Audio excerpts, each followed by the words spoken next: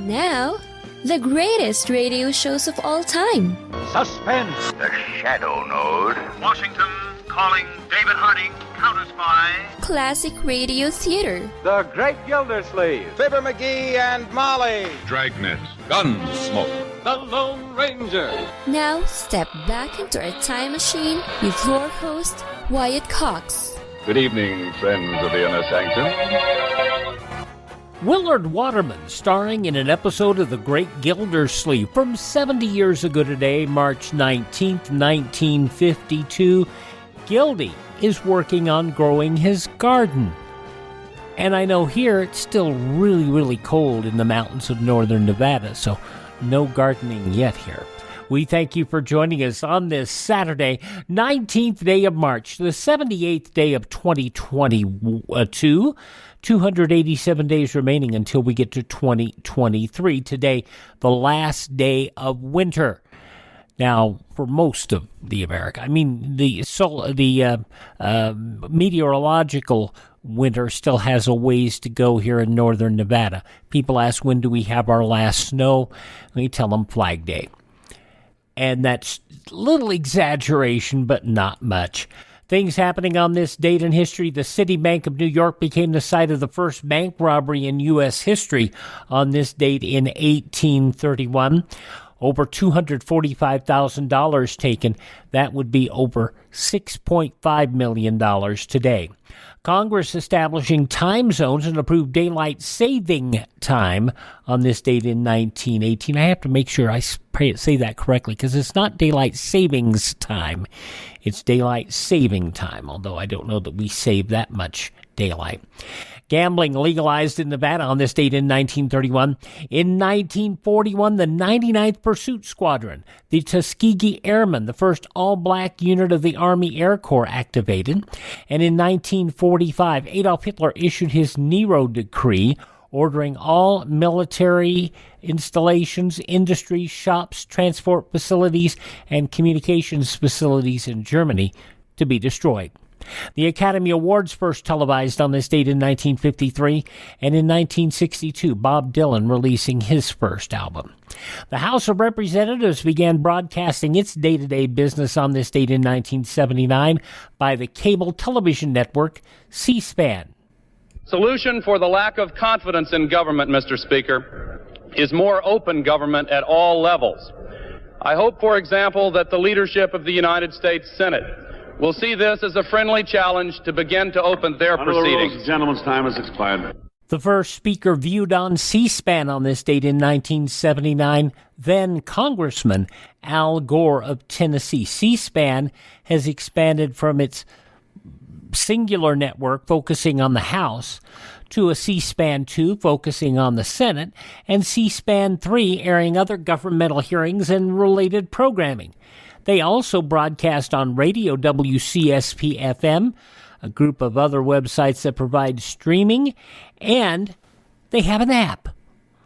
It's, check it on the Apple Store and the App Store and the Android Store, so it's all over. You can stay in touch with your government today easier than you ever could, and yet government is still less responsive today than it has ever been. In 1982, the Argentinians landed on South Georgia Island, precipitating the Falklands War. A royal engagement on this date in 1986.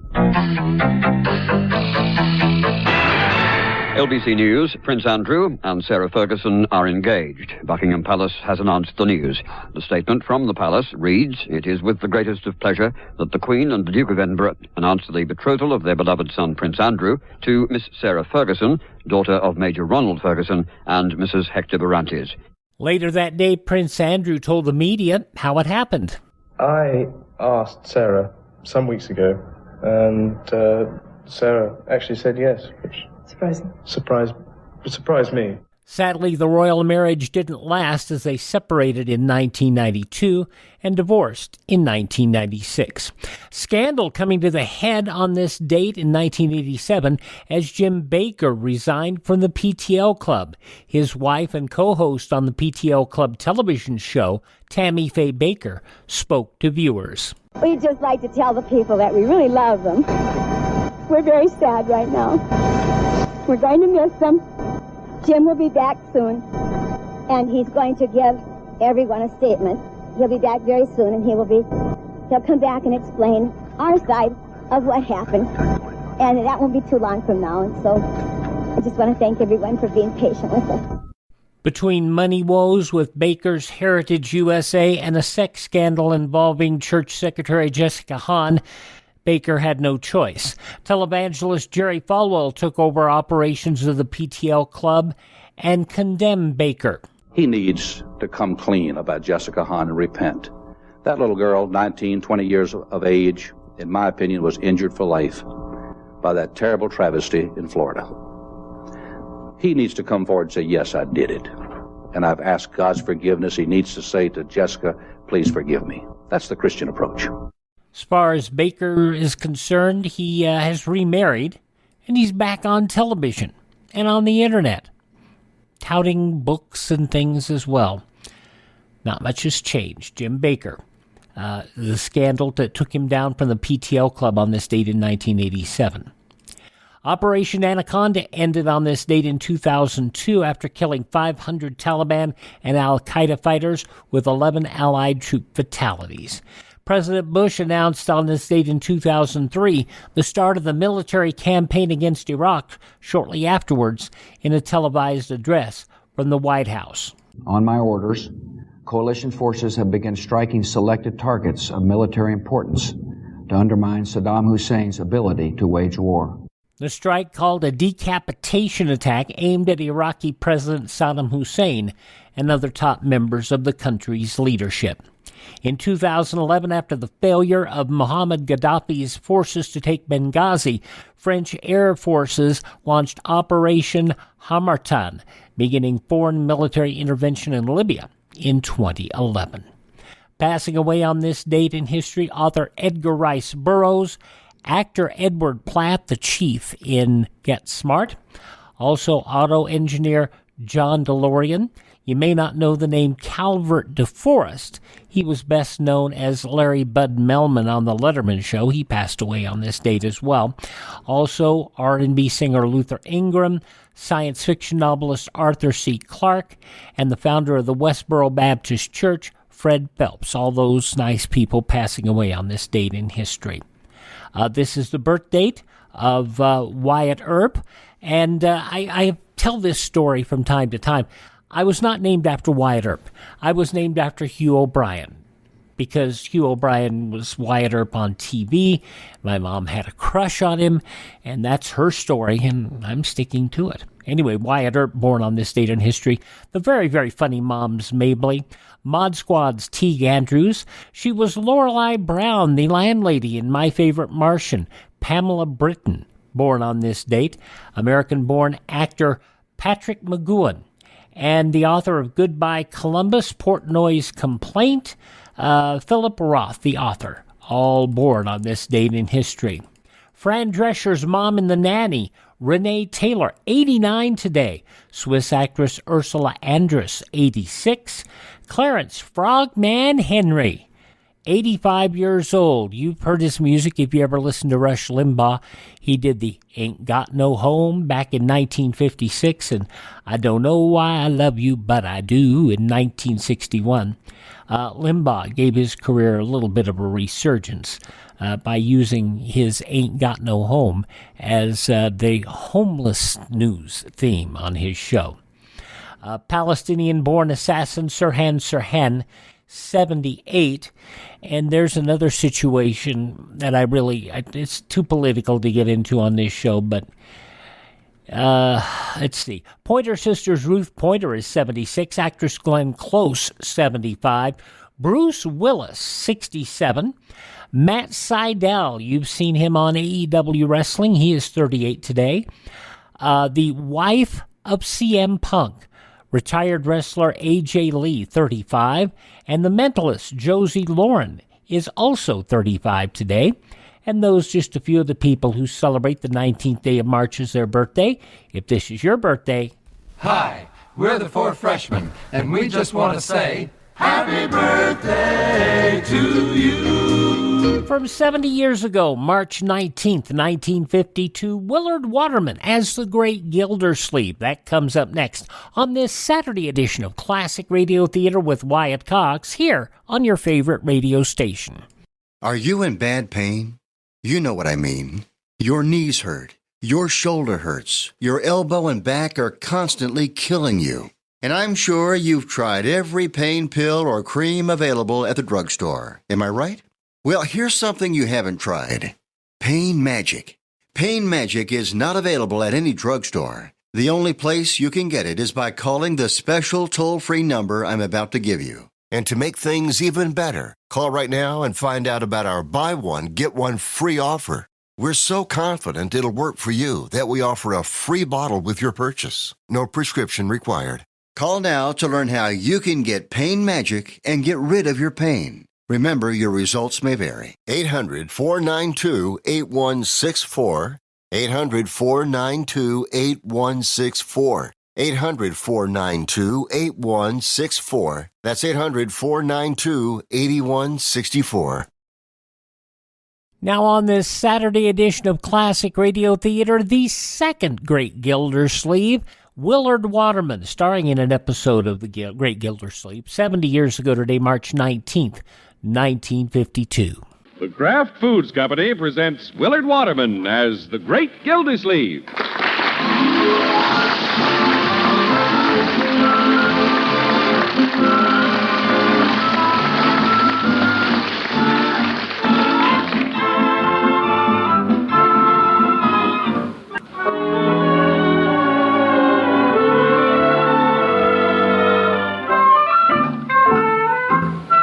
Along about this time every year, there are certain harbingers of spring.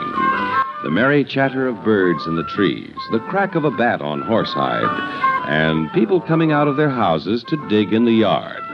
The Great Gildersleeve hasn't started digging yet, but he's out in the yard. Right, George Leroy, it's a great day. Yeah. Nice and balmy. Look at neighbor Bullard across the street.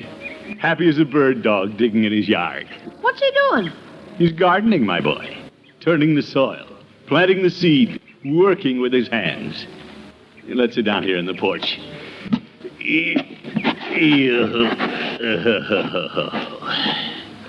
Makes you tired just watching him, huh? Not at all. I'm just interested. That sort of thing intrigues me. Bullard may be an unpleasant neighbor at times, but anybody who loves flowers the way he does can't be all bad. His yard sure makes ours look sick. Well, he seems to find plenty of time to tinker with it. Nothing like a man getting out of the office and working around the yard, Leroy. It makes him forget his cares. How do you know? You've never tried it. Well, this year I'm going to. Look at that rambler rose he has. In another month it'll be loaded with blossoms. Yeah, I'd like one like that. What for? What for? To enjoy, that's what for. Nothing like stepping out in a spring morning and smelling the fragrance of roses. Okay, but let Mr. Bullard raise him. We'll go over and smell his. No, Leroy. It's not like having your own. All right, George, I think I'll go over and ask Bullard for a cutting. I put off the fun of gardening for too many years. Come on, Leroy. Okay, but it looks like a lot of work. No. Look at Bullard on his hands and knees in the dirt. There's a happy man. That's the life for me. Unc, you don't know anything about gardening. You just wait. I can see it all now. Riot of color growing on both sides of the street. Bullard working in his flower bed, me working in mine. Both of us cordially exchanging helpful hints. Just a couple of sons of the soil. Oh, brother, you've had too much fresh air. Well, hello, Mr. Bullard. Oh, hello, Gildersleeve. Leroy. Hi. Well, I see you're gardening, too. What do you mean, too? Well, I'm about to start mine. What are you doing down there under the bushes? I'm mulching my bed. Mulching your bed? Has he got a bed under there?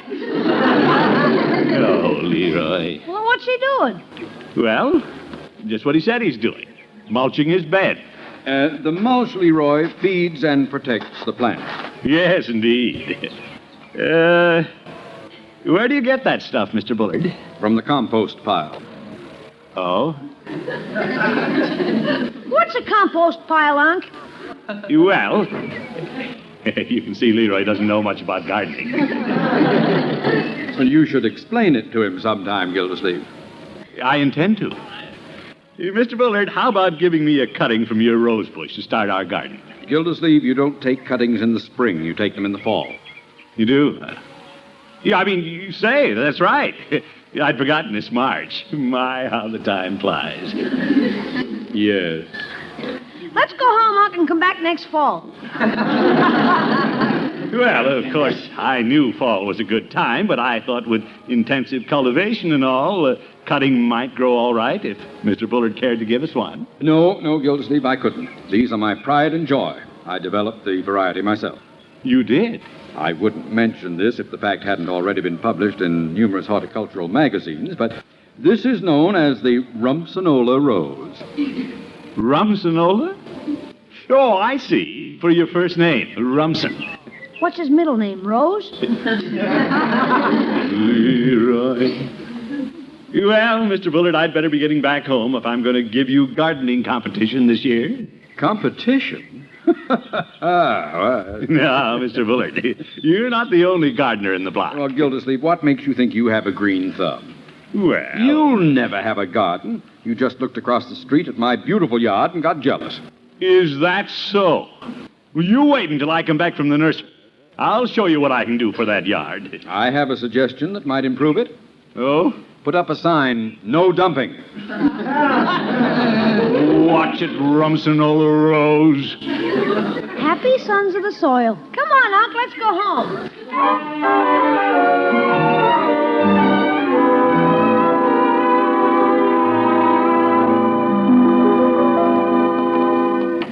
Well, let's go in, Leroy.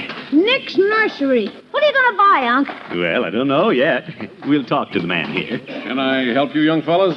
Yes, indeed. We're getting ready to do a little gardening. Well, we have everything the gardener needs, and a few things he doesn't need. Yeah. Yeah, let's see. Leroy, what do we plant this year? I don't know. Well, what did you grow last year? Weeds. Weeds? Well, we did have some hollyhocks back at the garage. They were pretty hard to find by the end of the summer. Yeah. It's going to be different this year, though. Yeah, Unc's going to outdo Mr. Bullard. Rumson Bullard? Why, I know him. Say, when it comes to flowers, that fellow's an artist. Well, I can do anything he can do. I know my stuff about flowers. What are those things over there? Azaleas. Yeah, well, give me some of those and a couple of dozen violas. And I've always wanted to grow some of those Philadelphians. Philadelphians? Well, that's funny. I pronounce it Delphiniums. Well, that's all right. How about some begonia bulbs? Does Bullard have them? Oh, lots of them. Well, I want a lot of them, too. And I want to buy a compost pile. A compost pile? Well, a compost pile takes a little doing. Well, let's do it. I want some of these pansies and snapdragons. Well, just a minute. If you're going to have a yard like Mr. Bullard, I'd better get another pad and pencil. Yeah. Yeah, I'll show Bullard and his Rumsonola rose. Before the summer's over, I may develop a Gildy bloomer.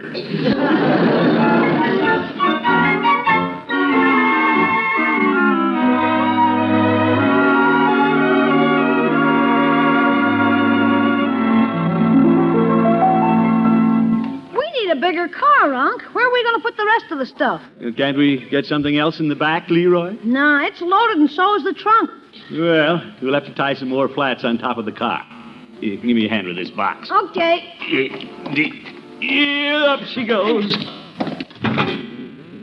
Gosh, Unc, do you think we have enough yard for all this? Well... We may have to plant the roof of the house. We'll see. Hey, Unc, here comes Judge Hooker. What? Oh, hello, Judge. Hello, Gildy. Leroy. Hi. What are you up to? We were just taking this stuff home in the car, Judge. Is a car under there? I thought it was a king-size flower pot. Leroy and I are going to do a little gardening this year. You are. Speak for yourself, Unc. Yes, sir, Judge, I'm going all out.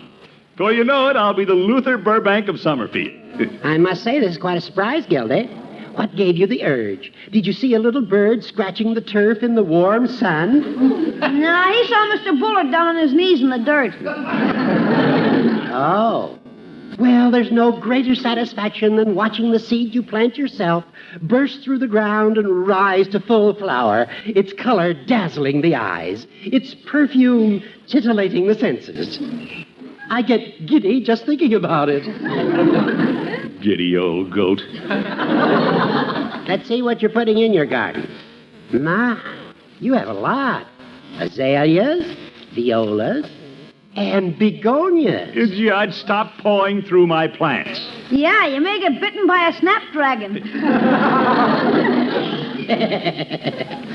Gildy, where do you plan to put these? Everything's going in the front yard, where Bullard can see them. Well, I can see that you don't know what you're doing.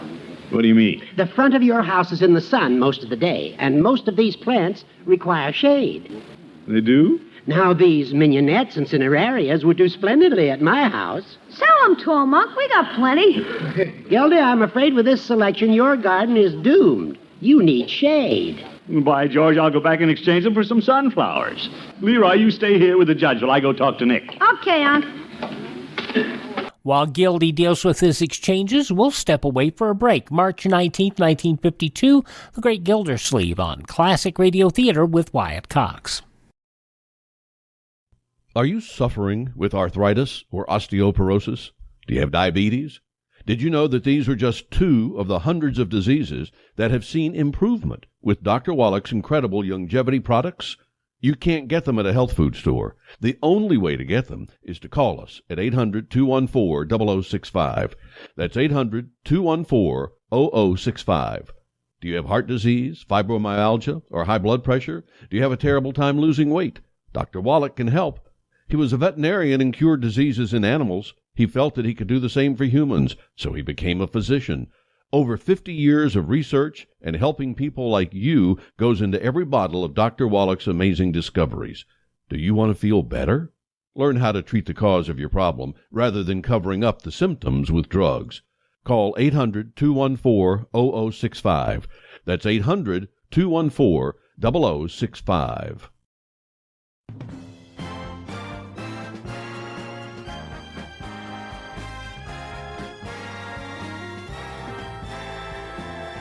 Thank you for tuning in to Classic Radio Theater here on your favorite station. Listening to an episode of The Great Gildersleeve, starring Willard Waterman, as it was originally broadcast on Wednesday, March 19th, 1952. In the newspapers of that Wednesday 70 years ago, these were some of the headlines. House investigators voted yesterday to request President Truman to make available the income tax returns of Attorney General McGrath and 19 top officials of the Justice Department. At the same time, they invited McGrath to appear in person on Wednesday, March 26th, at an open hearing on the Judiciary Subcommittee investigating his administration of the Justice Department. The Senate Judiciary Committee decided almost unanimously yesterday to refuse Newbolt Morris the power to subpoena witnesses and documents in his hunt for corruption in government. Morris made it plain to reporters a month ago that the subpoena was a basic tool in his investigation and said he would have to have it to accomplish his mission. Former Internal Revenue Commissioner Joseph D. Noonan Jr. questioned by House tax scandal investigators for several hours yesterday and was reported to have refused to answer some questions. There was no immediate word what grounds Noonan cited in refusing to answer. The committee questioned him for 3 hours during the afternoon. Noonan, the government's chief tax collector from 1944 to mid-1947, also refused to comment either before or after the committee meeting. He would not say whether he had answered all the subcommittee's questions. Secretary of State Dean Acheson predicted yesterday the Korean truce negotiations will succeed, but he warned the American people against either excessive optimism or pessimism. He also told the Senate Foreign Relations Committee hearing on President Truman's $7.9 billion foreign aid program that the situation in Indochina, where French troops are fighting a communist-led revolt, is very serious indeed.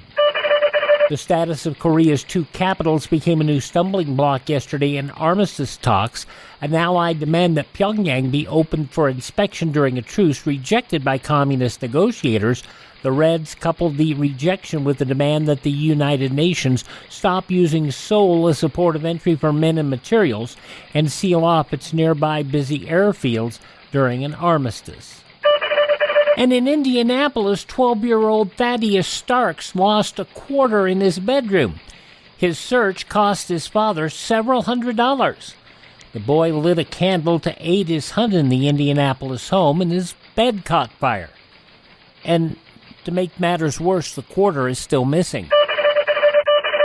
And those some of the day's top news stories as reported in the newspapers of Wednesday, March 19th, 1952, on your radio, The Great Gildersleeve, which continues now on Classic Radio Theater with Wyatt Cox. I didn't realize gardening took so much time. Pretty expensive, too. I wonder if Nick oversold me a little. Well, you back again? Nick, about the plants. It just occurred to me that I bought quite a few varieties that require more shade than I have at home. Oh, is that so? Yes. How about exchanging them? Well, that may not be necessary. What you need is some more plants. Some more? Yes, some big ones to shade the little ones. Such as zinnias, yeah. You sold me some of those. Oh, I did. Let's just exchange them for something that doesn't require so much shade. Well, if it's shade you're short on, what you need is a tree. A tree? Yeah. Well, what the heck? Let's look at some trees.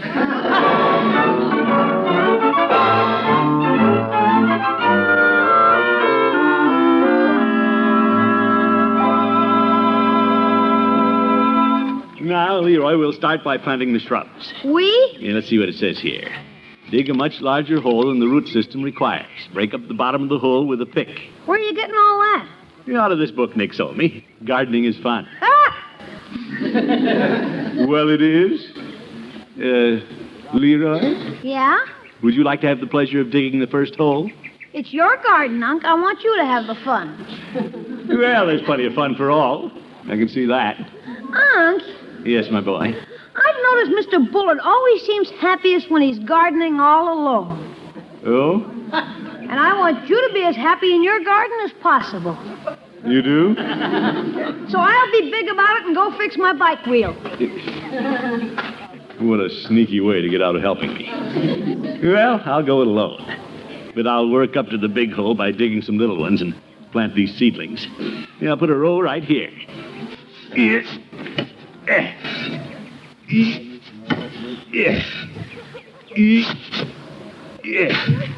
Sure, this is fun.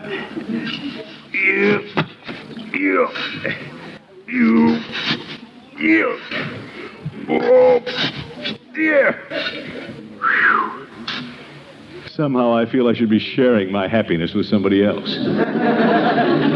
Say, women like to putter in the garden. I don't want to be selfish about this. Marjorie! Yes, Unky? Oh, there you are. I've been watching you through the window. You want to join in the fun? I thought Leroy was helping you. Well, he had to fix his bicycle. Oh, well, thank you, Unky, but I have to make out my Christmas list. Christmas list? Christmas is months away. That's just an excuse. I know, but it's as good as the one Leroy gave you. Well, she doesn't know what she's missing. Yeah.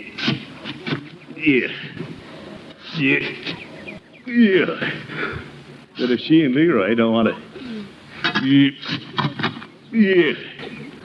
Say, I wonder what Bertie's doing. Bertie! I wonder if she's hiding. Yo, Bertie! You call me Miss Gildersleeve? Yes, Bertie. I've decided I'd let everybody share in planting our flower garden. While the sun is warm, how'd you like to come out and get the begonias started? I'd love to, Miss Gildersleeve. Good. But I'll just start to the market. Well, can't that wait? You can't eat begonias. I was going to get a big steak, but if you'd rather I helped you, Steak? Doing all that work, I knew you'd be hungry for a big steak, but if you want to eat cold leftovers, I'll be glad to help. You better go to the market, Bertie. Yeah. Everybody sure works hard to avoid working. See you later, Unc. Leroy, get off that bicycle and grab a shovel. Oh, for corn's sake!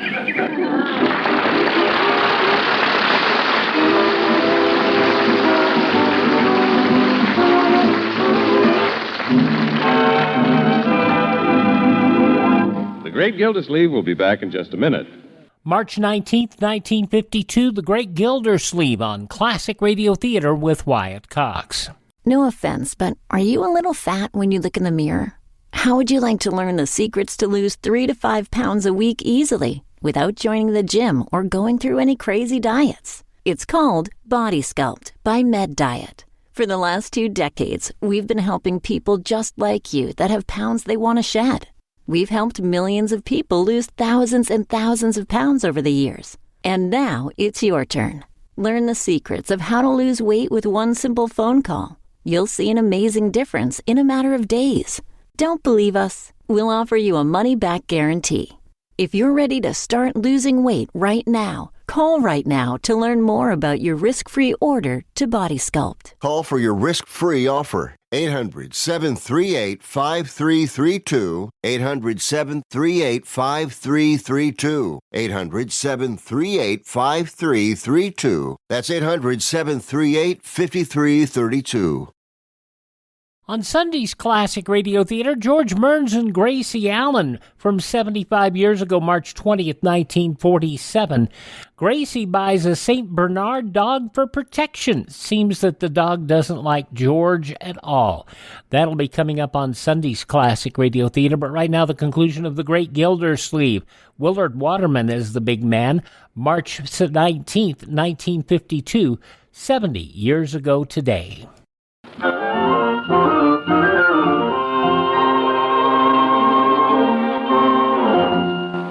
After observing his neighbor Rumson Bullard happily tending his flowers, the Great Gildersleeve decided gardening would be a lot of fun. He must have thought the more he planted, the more fun he'd have, for he practically bought out the nursery. Come on, Leroy. You help pick out the stuff. You can help plant it. Oh, gosh, do I have to, Unc? Yes, indeed. You're in this as deep as I am. Now start shoveling. Unc, let's talk this over man to man. Now, Leroy, I know you. You're just trying to get out of work. Me? Oh, no, Unc, I'm thinking about you. You are? I always think about you. Well, that's very kind of you. Now start shoveling. But, Unc, even though I'll be happy to do the digging and the planting, you'll still have to do all the hard work. Oh? Such as what? Well, stuff a little kid like me doesn't know anything about. The cultivating and pruning and that mulching deal. Well, I guess I will have to find time for that. But can you, Unc? You're a busy man. Well, yes, I am. You can't neglect your office just to pay nursemaid to some flowers. That does sound a little ridiculous, doesn't it? Look at this yard full of stuff. Yeah, there's a lot to be done yet. Even if we ever got it planted, you'd have to stay away from the office to keep it going. I'd probably flunk out of school.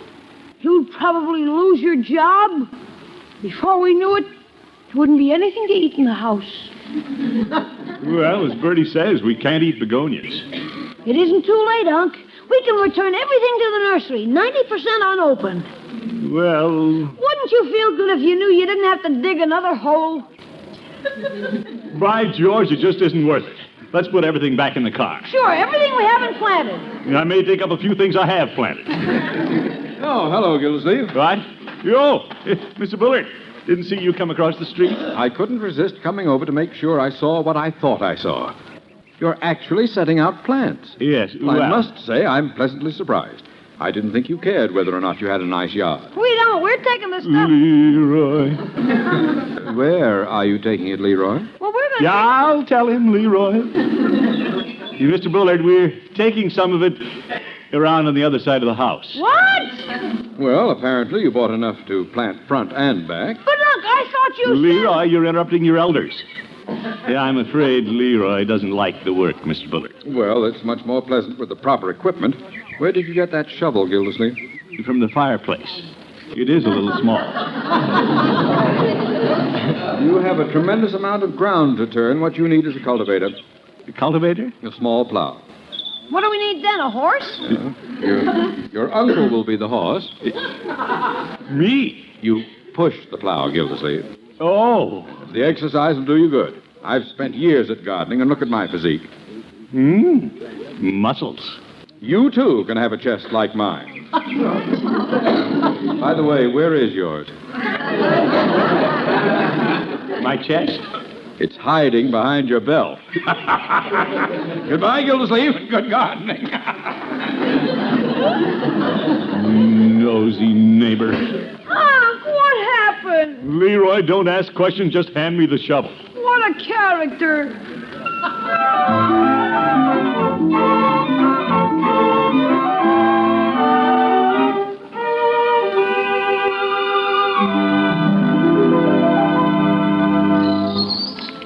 Is that you, Leroy?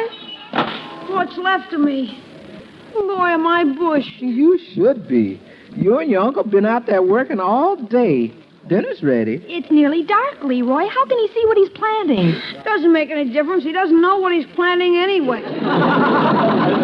Look at that poor man out there breaking his back. What's that thing he's pushing around? It's a hand plow that Mr. Bullard talked him into buying. Another $22 shot.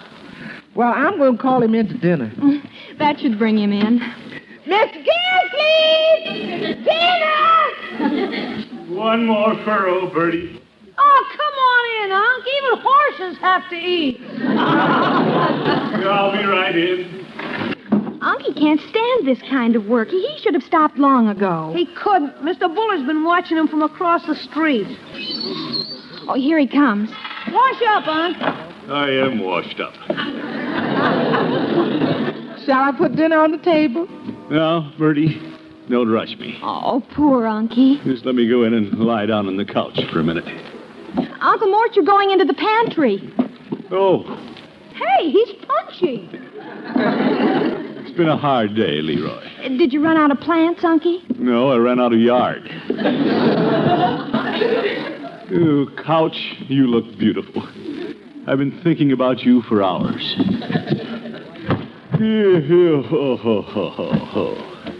It's great to stretch out. Take off my shoes, Leroy. I want to wiggle my toes. Okay, I'll get you slippers, Uncle Mort. Unc, you got mud all over one shoe. I fell into one of the holes I dug. This couch makes up for everything. Miss Gildersleeve. Yes, Bertie. I don't want to rush you, but I've been holding dinner, and I know you don't like the steak too well done. Well, if I don't get up now, I'll never get up.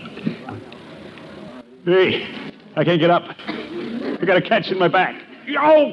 Try again, huh? Oh! My back! Oh!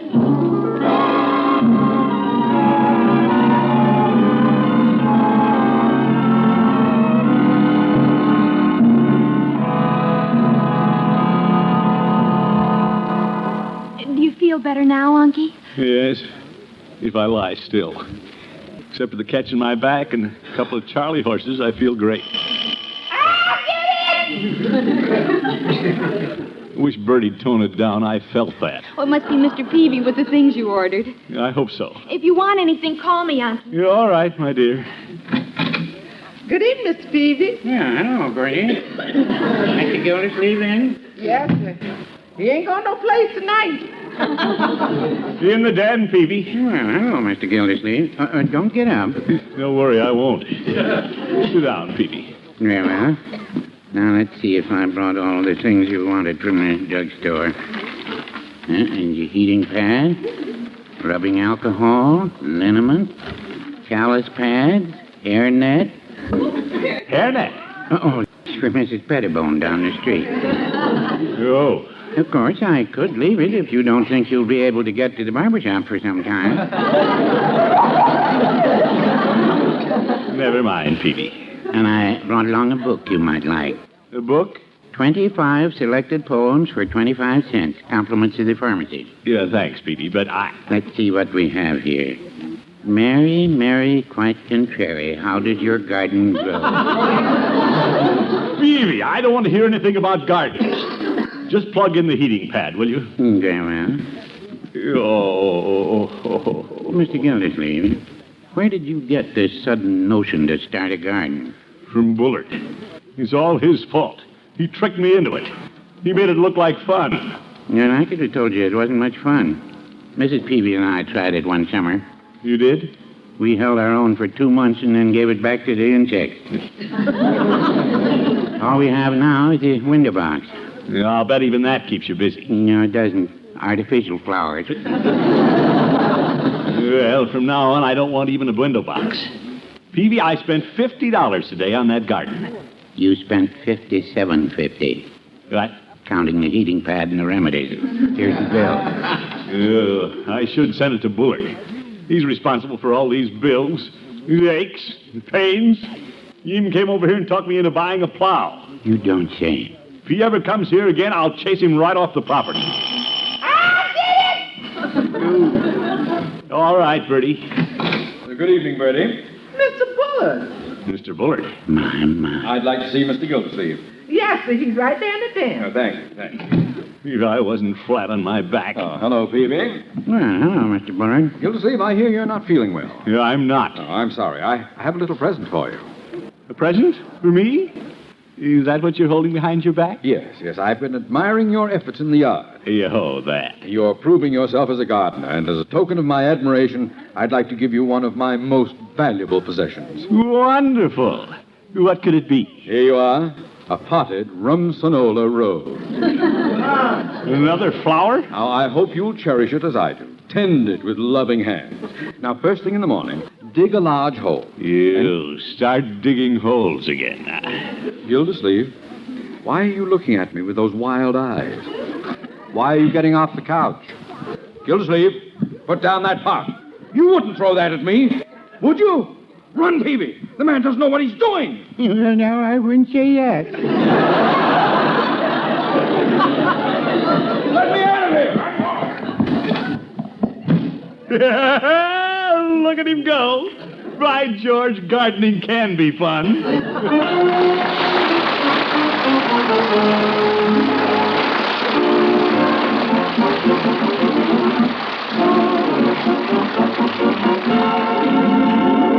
Well, Leroy, in the clear light of morning, our new flower garden looks pretty nice. Yeah, not bad. Wait till Bullard sees my roses. They'll make his look like a bed of dry moss. Oh, good morning, Gildersleeve. Oh, good morning, Mr. Bullard.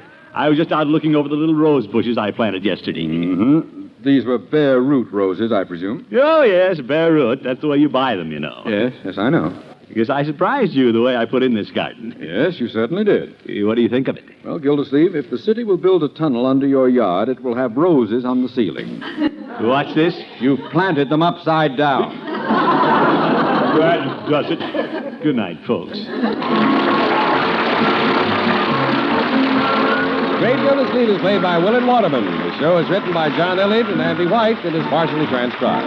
Included in the cast are Walter Tetley, Mary Lee Robb, Lillian Randolph, Gail Gordon, Will Wright, Earl Ross, and Dick LeGrand. Musical compositions by Jack Meakin. This is John Heaston saying goodnight for the Kraft Foods Company, makers of the famous line of Kraft quality food products. Be sure to listen in next Wednesday and every Wednesday for the further adventures of the Great Gildersleeve.